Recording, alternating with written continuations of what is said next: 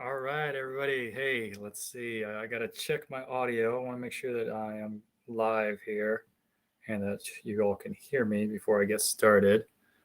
So just give me 1 second. Get started.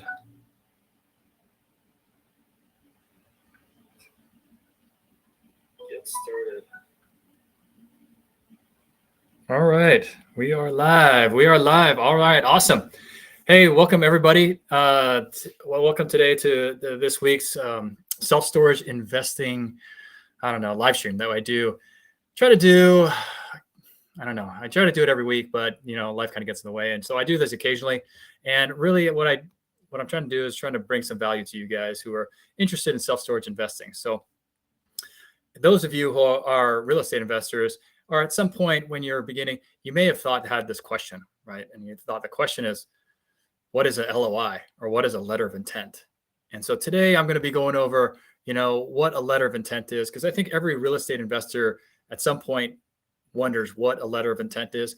And especially in today's environment where lending is changing a lot, there's a lot of changes that you might want to think about in your letter of intent if if you're more of a seasoned investor.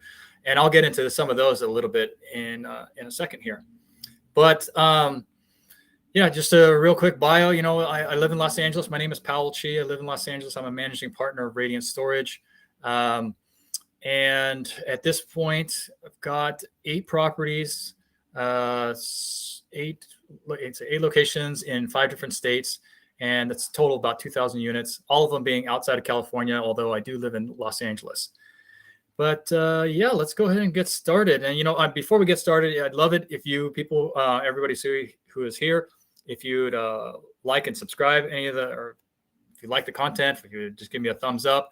If you are going to make a comment, I would love it if you would use the link. I think there's a link in the description, and it has, a little place where you can register. And that way, when you make a comment, I can see who you are.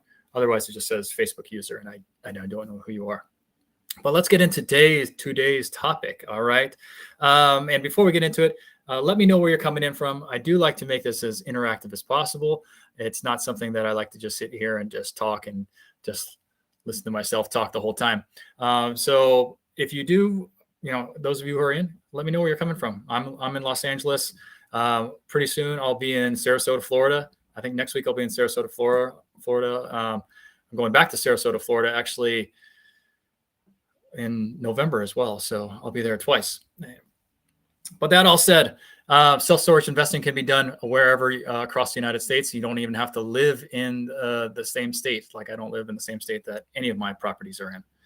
And all right, let's get into today's topic. All right, today's topic, LOI. I just put a letter of intent. That's what it means. Okay, letter of intent, often referred to as LOIs. Now, what is an LOI, right? And then just a brief description, it's a non-binding document. It's a non-binding document. It's not a contract, right? So you don't have to feel like this is a contract. This is just a non-binding document where the purpose is to offer some terms to a seller and to see if they're acceptable. All right. And that's kind of like the whole thing about what a letter of intent is made for. All right. See if you're sending off terms to see if they're acceptable, and they're starting the negotiation with a seller. Now, I always take it as like, hey, this is non-binding, so you don't have to feel like this is like what I'm putting out there is going to trap me or some type of contract, even though you do sign it. Well, at least I do sign it. I sign mine, and I ask the seller to sign it if they are in agreement with all the terms. But it specifically says it's a non-binding document, and it's really the purchase. It's really the skeleton of what is going to be the purchase and sale agreement, which is the contract. All right. Let's get into some basics of the LOI. So LOI basics. All right. What are the first 3 things that you need in your LOI, right? You need the name, right? So the name, your name, and the name of the property, right? You need the address of the property, and most importantly, you need the price. What is the price that you're putting in there? So those are the 3 basics. You're always going to have those things in there. Okay. But let's get into some more of the actual components that are sometimes a little bit different. They're usually in there. They're in there for all of my LOIs. LOI can be different. Everybody has a different LOI, but these are the components that I have in mind, and they're oftentimes different in terms of for each deal, right?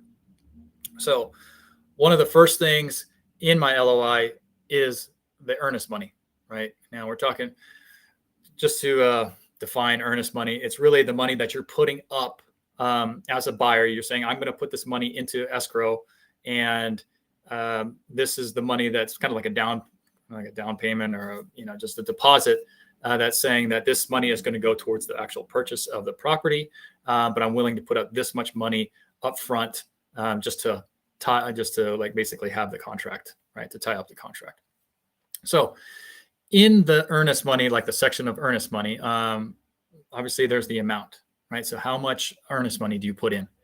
Now, for me, I generally try to put in something less than, let's say, 1%. So something wherever like 0.5% to 1%. 1% is pretty standard, but I generally try to put a little bit of a lower amount to give myself a little bit of buffer.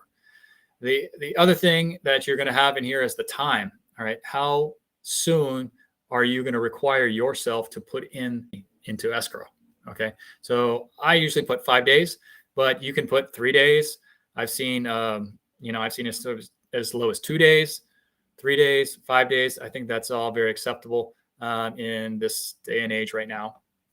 And what that means basically is that if this deal is accepted and you move forward towards a purchase and sale agreement, that once the purchase and sale agreement is signed, you're giving yourself a certain amount of days that you will wire the money into the escrow company.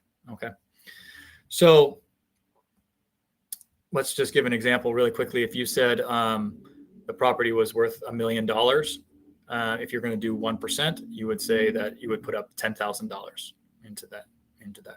Now, me as a buyer, generally, I'm going to want to put a lower amount, but generally as a seller, I'm also selling some properties, or selling a property of mine. I'm going to want the buyer to increase that amount, right? So that's all negotiable right there. All right. So what else is another component? A second component of the LOI is the inspection period. All right. So my next section will say inspection period, and what I'm referring to here is the point where once I sign the document, or once the document goes into effect, this now becomes the inspection period. All right. And during this inspection period, your earnest money is usually, at least in mine contracts, it's not considered hard, which means that if for any reason during this inspection period I find something that I don't like, maybe there's more repairs that are needed than I thought. Maybe the financials after I get them and I review them, that they don't match up to what was being told to me when I wanted to put the deal under contract. Maybe I find out the insurance costs are way higher than I had thought they were going to be. For whatever reason, during this inspection period, you have the right as a buyer to withdraw and receive your earnest money back. Okay, so ideally, you want this period to be as long as possible. In today's day and age, I guess it's anywhere from say 30 days to maybe even 45 days. I guess it depends on what types of deals you're getting. I negotiate anywhere between 30 to 45 days. Specifically, I target 45 days. And that's because in terms of the closing times, now the closing times have definitely shifted since COVID. Things are harder to get with the lenders, and they're really out of your control as a buyer. So things like when the lender orders certain third-party reports, they used to be like 2 weeks. Used to be like, okay, the lender says, I want to get a PCA, which is a property conditions assessment, which basically it's a report that says what needs to be fixed on the property and how much it would cost. There's also like an environmental study that they would do to see what types of environmental hazards may be on your property. Well, they used to be like 2 weeks. I used to get them back in 2 weeks, and wasn't really a concern. Nowadays, those are easily like 6 weeks. They can be 6 weeks very quickly. So if they're 6 weeks, you can see that you would run out of your inspection period really quickly, or your whatever period that you're in. If it's 6 weeks is a long time before you can get those reports back. So for me, I'm aiming anywhere between 30 to 45 days. But you maybe have something different. It depends on your market, depends on your asset class. Some asset classes have a longer inspection period. Some have a shorter one. And so, all of this is kind of subjective to your market and your asset class. All right, let's talk about the third section that I have in my letter of intent. Okay, letter of intent is the close date. So this is the period that's after the inspection period. All right. So now that the inspection period is done, when is the property going to close? And how much time are you giving for that property to close after the inspection period? So generally, I'm going to aim for the same 30 to 45 days. I'm going to try to negotiate as long of a period as possible because, again, things take longer nowadays than they were taking pre-COVID. And so the time of the year, this being October, knowing that, if we're towards the middle of October, that means in 30 to 45 days, we're already going to be into the holidays pretty quickly, which things are going to move slower. Budgets are going to run out. People are going to be on vacations. All kinds of different things are going to delay your deal. So if you have to close in 2 months from now, say 30 days and a 30-day inspection period, 30-day close period after that, I mean, you're right in the middle of December, trying to close in one of the hardest times of the year. And so looking ahead, you might want to think about trying to extending what would be your close period. So this is the period, like I mentioned, is after the inspection period. This another thing about this period, the closing period, is that the earnest money at this point has gone hard because of due diligence. So your inspection period is done, which means your earnest money now is what's considered hard, right? And that means that if you decide not to close the deal, or if you can't close the deal, or for any reason that you are not able to uphold your end of the contract as the buyer, well, you will probably lose your earnest money. That means that earnest money will go to the buyer, to the seller, and they will get that. Generally, that's how it works in the contract. Okay. So you need to be sure by this point, after the inspection period, that you want to move forward with this deal. You've already run through every scenario that you can think of that would make you think why you don't want to buy this property and why you want to get yourself out of this contract. But if you've moved past that period, then now you got to move forward towards closing this deal. Okay. All right. Let's talk about the next section that I have in my letter of intent. It's the extension period. So I always have an extension period in mind. And so it's always something that I negotiate in my LOIs. Generally, I will request a 30-day extension period, and this will usually require some additional earnest money. So I will say in my LOI, I want a 30-day extension available to me that I get to choose if I want it. I don't have to have the approval of the seller. I just choose that when I want it. And I guess a general amount that I would say is like 0.25% of the purchase price is generally a rough number that you can use. Obviously if you're the buyer, you want to use the lower the better, right? The lower, it makes it easier for you. But that can be a rough number to kind of start out with. So I really wouldn't go above that number, but I certainly would go below that number. Okay. So let's get into the next section that I have. All right.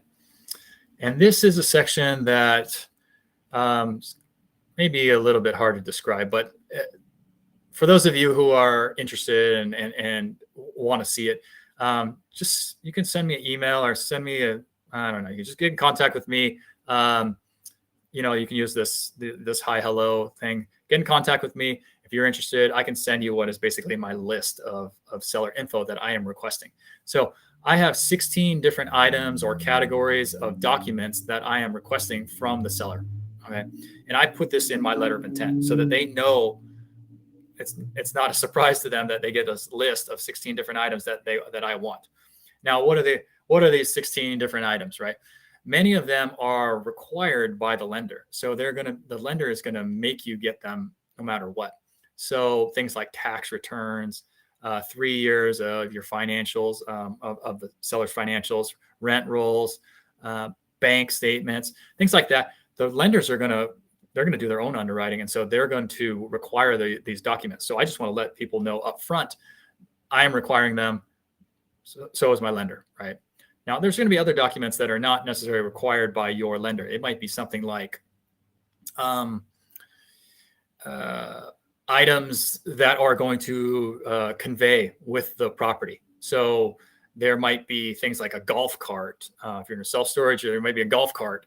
There might be lock cutters or drills or equipment like that. A desk, computers, TVs, things like that that would convey with the property. Well, truthfully, your lender probably doesn't care, so they don't really care to see that list. But you as a buyer, you want to know, what am I getting or what are you taking away? Because when I went to that property, I saw that you had a nice computer and a nice desk, and you had a big TV, which showed all the different cameras that were working. And I want to know that those things are staying there, along with the golf cart that's staying there. And you want to know that, because if you don't know, there could be a discrepancy of whether the seller says, no, that was mine. I bought that personally. That was my golf cart that I bought a long time ago, and I'm going to take it because I'm going to go golfing a lot, and that's the golf cart that I want. And I'm not going to sell it with you. I'm not going to sell it with the property. So those are things that I would say that I have this list, like I mentioned, this list that I request. It is kind of a little bit of a daunting list. So I've tried to cut it down. I think it started out at about 25 items. I've cut it down, matched it to, the similar types of things that we want, things that we don't want, or things that we don't need, especially try to cut out a lot of that, but it still got down to about 16 different items. I'll tell you one thing in self-storage, and this is for you, everybody who's buying self-storage right now, is that one thing that I found that I added after I had bought a few properties was I require that I get the login information for all of the digital assets that the owner currently has. And that could be like your Google My Business page, right? So there's a Google My Business page. There is a Yelp page. There's Facebook pages. There's things like that. What else is there? There's management software that we need to get into their management software, right? And so these types of things, if you don't talk about them up front, I ended up getting into some situations where I bought the property, and then now I'm trying to get into the Google My Business, but the owner now, he's already sold the property, so he doesn't care about any of this stuff anymore. You're reaching out to them to ask them about, hey, what about the Google My Business login? Can you get me that login? And they're like, I don't even know what that is. I mean, I don't know what the name and password, and you're trying to claim it, and it's not going to somebody, and it's just kind of a hassle. Like there's all this back and forth that things aren't transferring to you. And then that whole time, your Google My Business, or maybe it's your phone account, right? You don't want the phones to just go down. You don't want your website. You want to be able to transfer all that information to your new site, transfer, like anybody searching that domain name or the phone numbers. You want it to, you don't want to all of a sudden just cut it off, right? But that's what the situation we kind of got into on some of the earlier properties that I bought, is that, hey, we didn't transition these as smoothly as possible. So nowadays, I always write that in there, that basically within 10 days of closing, 5 to 10 days of closing, I'm going to want all the login information for all those digital assets, phone numbers, management software. I got to be able to log in and get that information when we're about 5 days away from closing.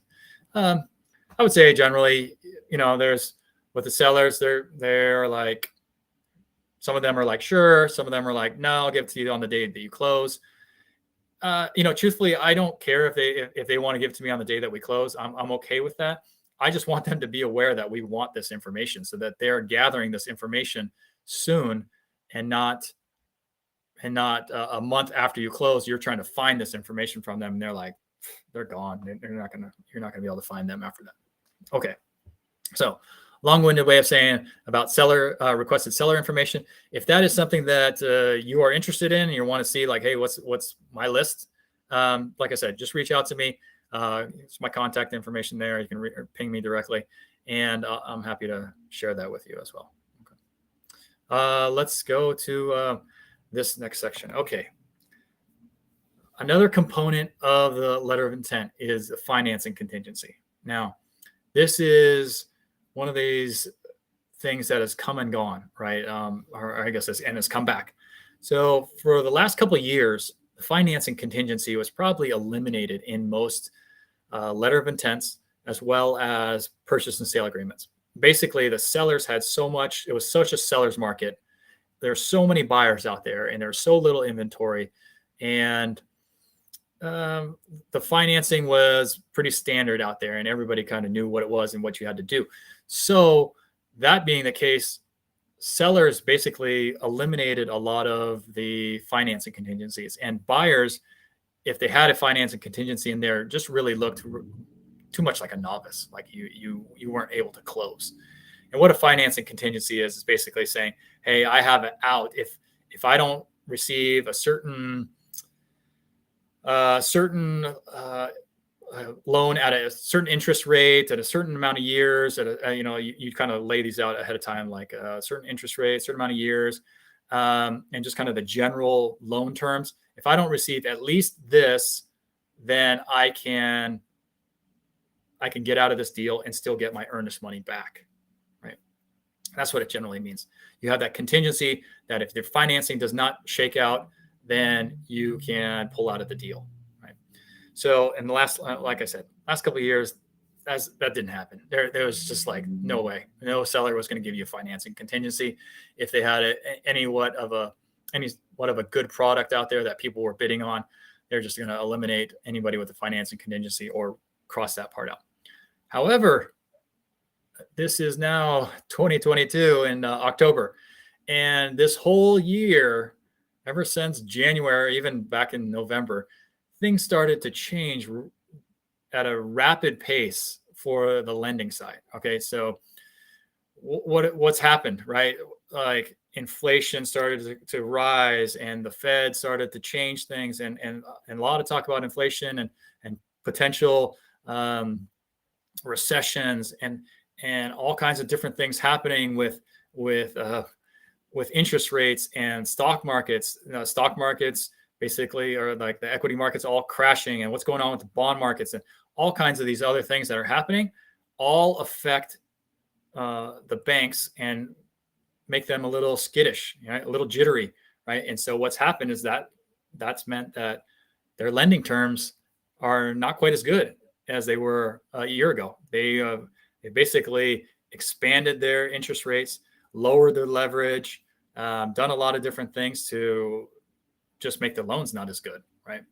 So nowadays, the financing contingency is likely to come back. And I will tell you that I haven't put a financing contingency in any of my LOIs yet, but I'm about to send off about, I don't know, maybe about 3 more LOIs before this, I don't know, within this week or the next week.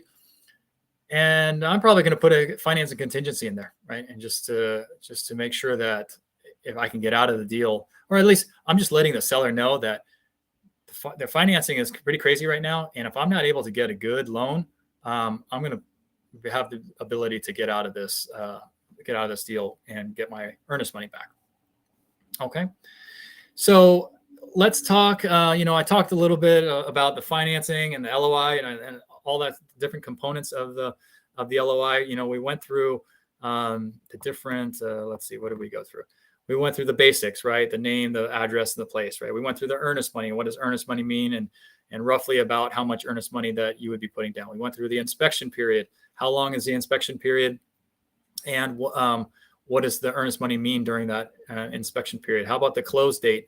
That period after the inspection period, right? Well, how does that affect your earnest money? We talked about extensions. We talked about how much they usually require in earnest money, and we had talked about seller info, right? What requested seller info that I request, at least in the deals that I'm doing, right? And finally, we talked about financing contingency and whether or not to put that in going into this lending environment that we are in right now and future deals.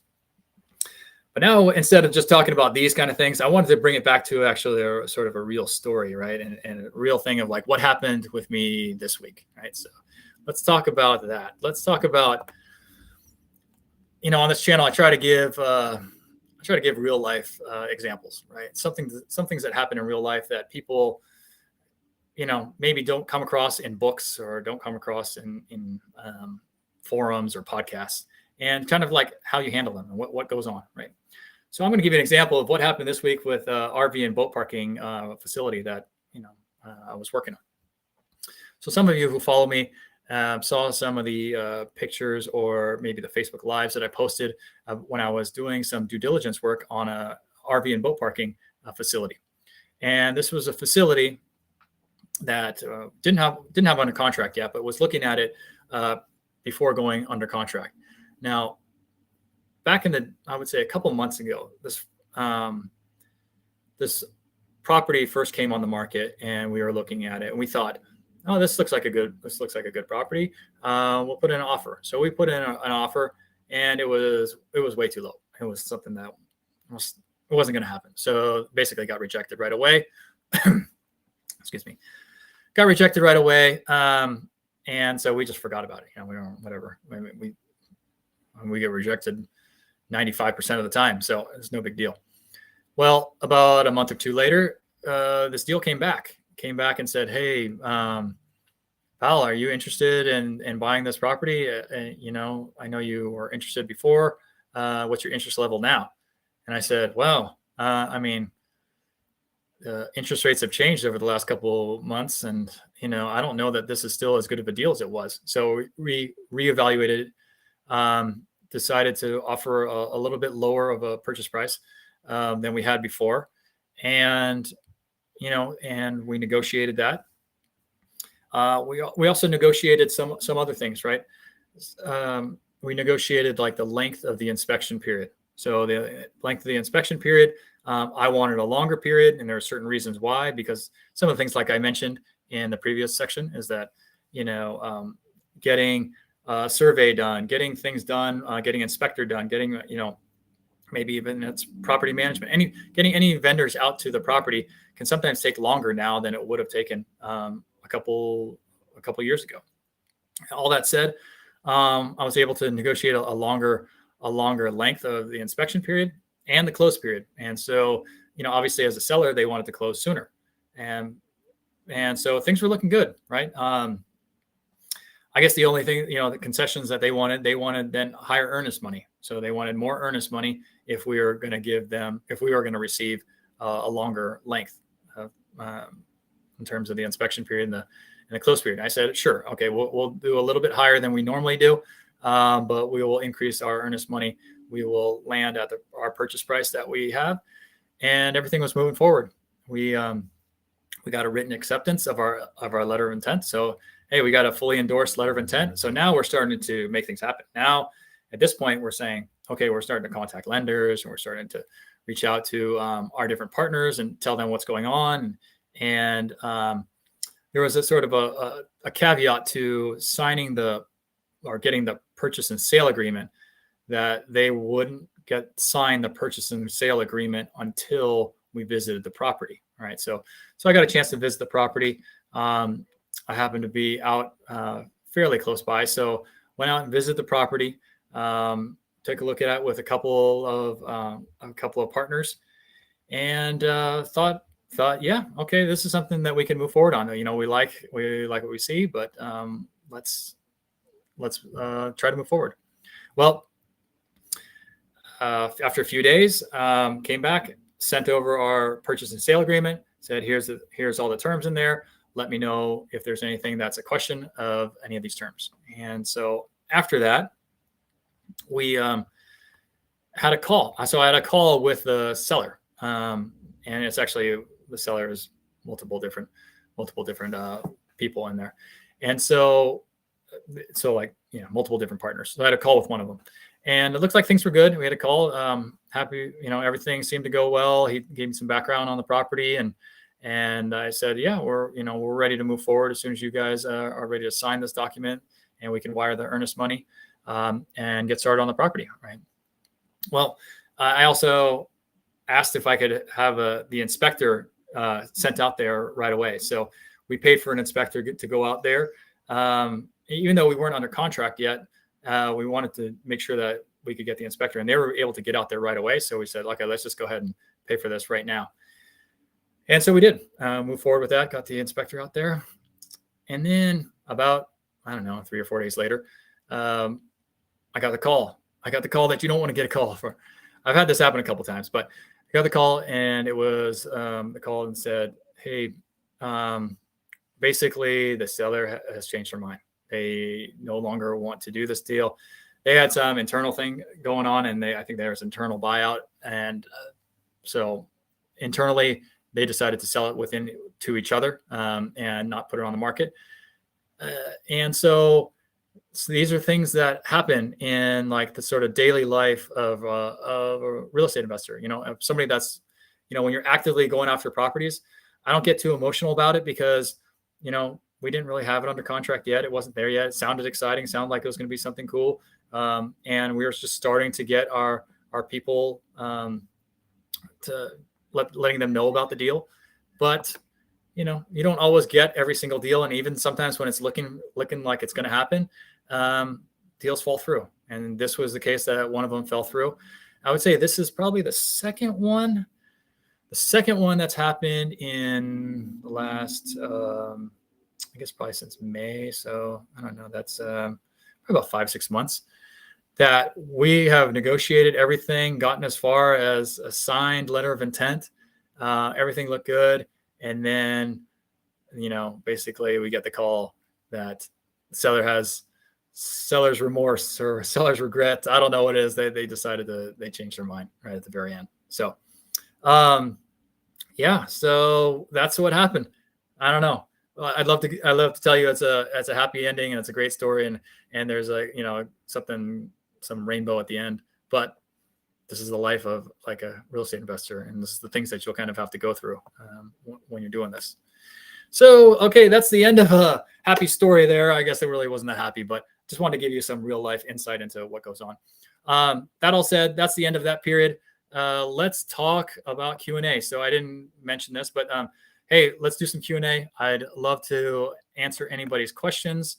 So if you do have a question, whether it's about the letter of intent, whether it's about storage or finding deals or partnering, anything like that, happy to answer any questions that you have. Just put them in the comment section. And if you do use that link, I believe that I'll be able to see who you are.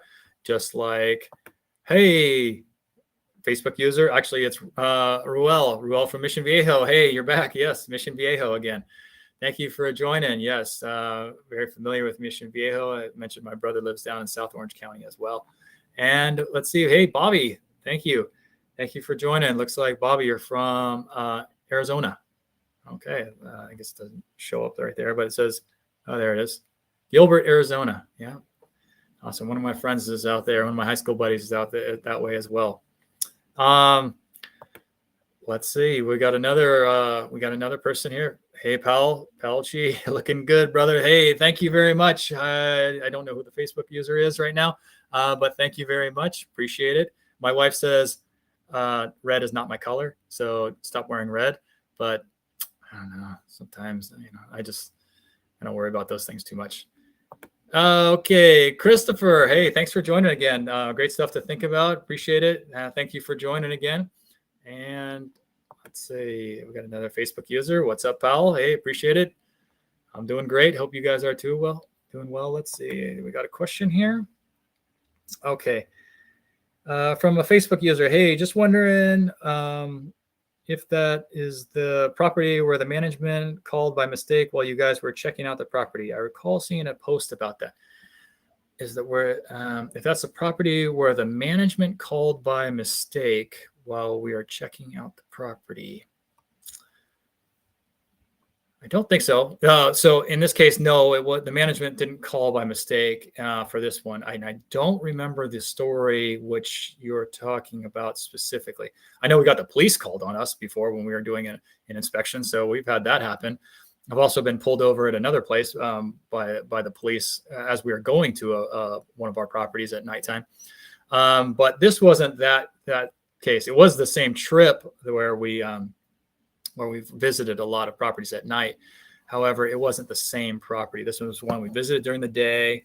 You know, they knew we were there. It wasn't any kind of secret or anything that we were there. We had told them, and we were meeting people there, so they had representatives there, and so they know. Yeah, they definitely knew we were there, and they were answering all of our questions. So it was just an unfortunate situation, you know, but we'll move on. You know, and it's kind of like things happen like this in real estate. Although I mentioned like these two deals kind of fell out at the last moment, and we like both of them. There's been many deals, even like this one, that it was a dead deal. Like if you talked to me a couple months ago, we put in basically our offer. They said no. Basically, the deal was dead. And fast forward a month or so, they didn't get the price that they wanted, and the deal came back to us. And that's happened multiple times. And I've closed on other deals that happened like that. It's like we put in our offer, it was no. Well, a month later, they still want to sell, and they didn't get the price that they wanted to. Well, they come back and say, "Hey, Powell, are you still interested at the same price?" And I'll usually say, "No, I'm not interested at the same price, but I'm interested in maybe a price a little bit lower, and maybe we can make that happen." So it's happened multiple times, and so, like I said, don't get too emotional about it, because you never know. These things might find a way to circle around to you as well. All right. Let's see. Pulling Lynn. I'm probably butchering your name. I'm sorry about that. Do you know when Galveston will start distributing? Yes. Pretty soon. This is, I don't know, probably not necessarily something we should talk about here. But reach out to me more directly, and I'm happy to answer your questions. Basically, the question is really about, hey, we have a property in Galveston. The distributions, we're coming up on that timeline of distributions.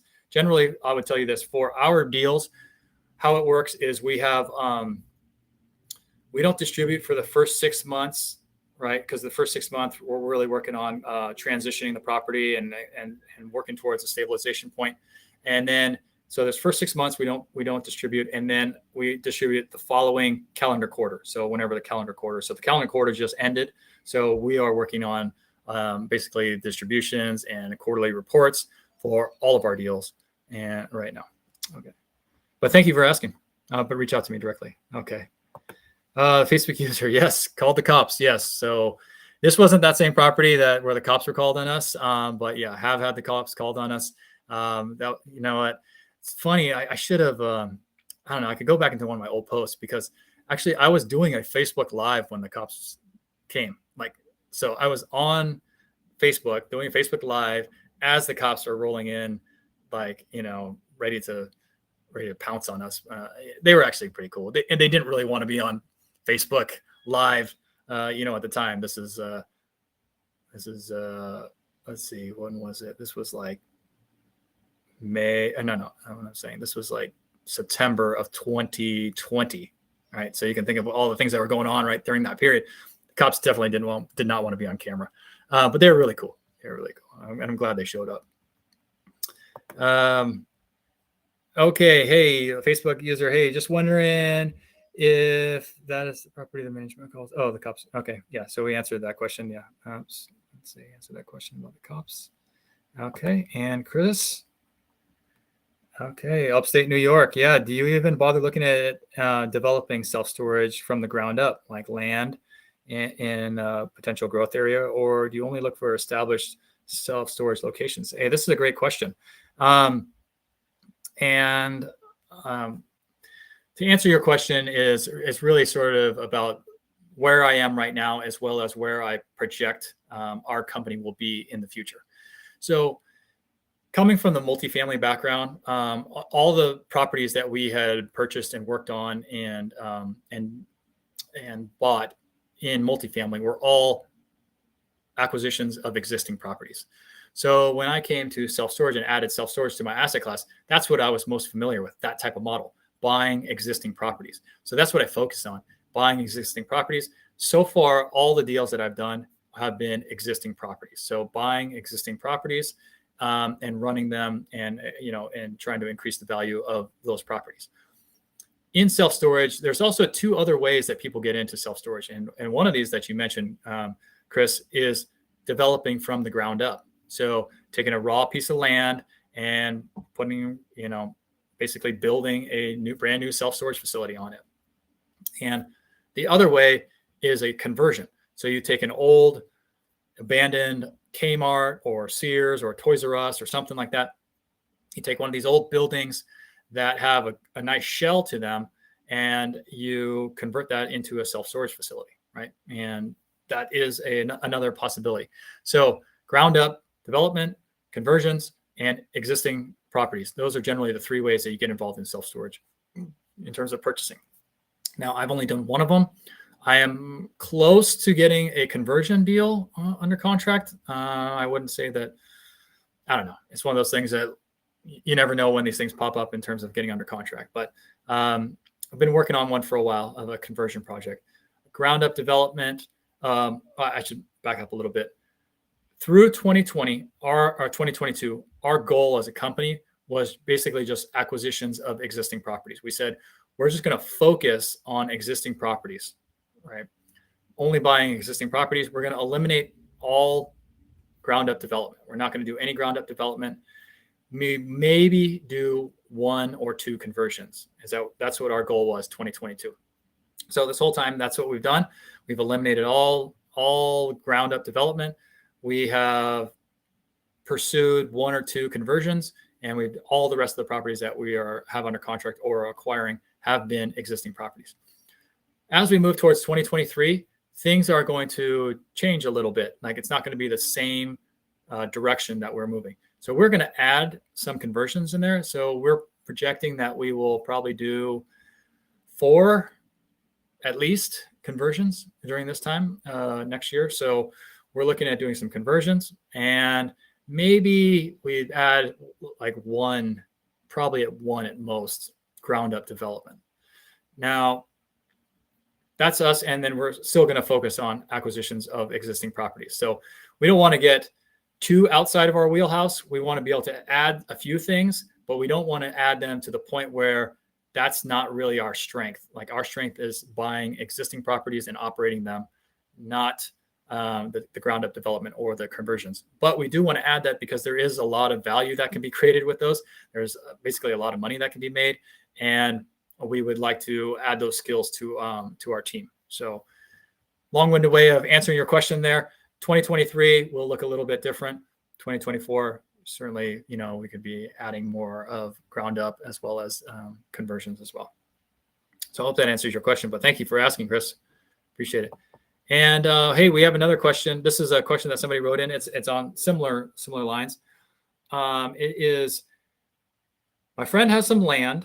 Should we build self-storage? Okay, I get this question a decent amount, right? My friend has some land, and should we build self-storage? Well, the short answer is, well, we don't know yet, right? I need more information, and you would need more information. Just because you have some land does not mean that it's a good place to build self-storage. Truthfully, the major tool that you want to have in your belt, and the research you want to do, is you want to get a feasibility study done if you have land. So if you have land or if you have a conversion, you want to get a feasibility study done. And there's a number of different companies out there that do feasibility studies. If you have a question at any time about who does or who would I recommend, just ping me. You can ping me directly. I'm happy to give you some recommendations of who I would go with for a feasibility study. But that study is going to basically look at all the market demand in the area. They're going to look at the market rates. They're going to look at the things that you should be looking at as an owner, as an operator, is, should a self-storage facility go there? Is this a good place for a self-storage facility, considering the cost to build, the time to build, and the rents and that I could get, and the demand in the area? And if you don't know those things, and if you're just kind of guessing at those things, you're going to put yourself in a really sort of precarious situation with building self-storage just anywhere. Okay.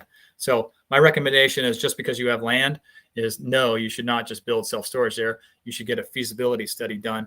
That is going to cost you, I don't know, anywhere from $5,000 to $8,000. I don't know. It depends on how deep you want to get into it. Some of them can be done just kind of on a desktop study. Others, you'll pay for somebody to go out there and actually visit the properties, as well as visit your competitors and look at what get a better view of the actual hyper market that you're in, hyper localized market. So hopefully that answers your question. Get the feasibility study done. It'll tell you a lot more. Get it done by a reputable company, right? Somebody that's been in the business for lots of years, and that could get it done fairly quick for you. After you get it done, you'll feel a lot better about moving forward or not moving forward with your deal. Okay. But great question. There you go. And Chris, okay. Hey, thank you. And thank you for the thorough answer. I appreciate that. Well, that's it for today. I don't know if anybody had any last questions. If you do have any last questions, feel free to push them in. If I'm not able to answer them right now, I will just, I will then put them on for the next call that I do. But that all said, I really appreciate your time. If you do have a chance, if you could give me a thumbs up, I would love that. For those of you who are interested in investing with me, I do have a link, I think, in the description. You can fill out the partnership form, and it talks about, investing with me. And if you're interested in that, just fill out the form. You're going to go from there. And that all said, that's it for tonight. Appreciate it, everybody. Plan to do this again real soon, and reach out to me on social media if you'd like to discuss any questions or any topics in the future. All right. I will talk to you soon. Thank you.